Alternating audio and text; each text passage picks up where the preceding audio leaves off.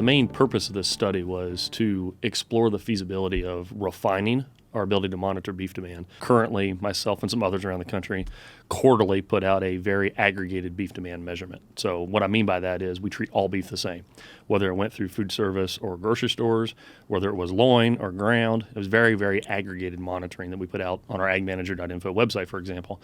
But some of the concerns with that is it's quarterly, so it's slow in coming. It's aggregated nationally, so we can't break it apart by region as well as market channel. And at the end of the day, we need more refined demand measurement that is a little more product level, hopefully a little more region specific, and ideally split by market channel, right? Food service versus grocery store, as opposed to very aggregated. Beef demand itself tells us how the consumer views our products. And ultimately, every dollar that retailers all the way down to seed stock producers have comes from consumers. It gets passed through in different ways, and understanding the demand from the end consumer is actually very, very essential.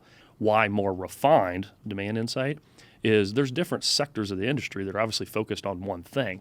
If you're a grocery store, you don't care as much about what's going on through restaurants and vice versa. If you are a target ground beef processor, you're a lot more interested in ground beef demand than you are loin demand. So as we can refine the insights, you target information for those different players in the industry, and that's very valuable for them. Collectively for producers, the net of that is what's important. So if I raise a calf and sell it to somebody else, ultimately the value of all the products that come off that carcass later down the chain is why my 550-pound calf is worth what it is. And if I understand collectively that it's ground beef demand that's the growth area, we can learn from that and play on that and maybe allocate some more resources to improve loin demand, round demand, rib demand, whatever that might be.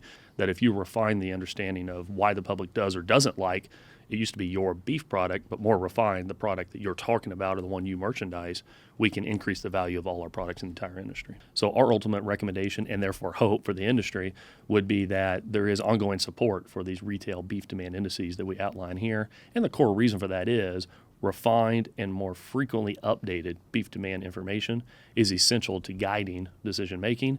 And hopefully, most producers increasingly recognize the beef demand, not just cattle supply, drives the prices they observe.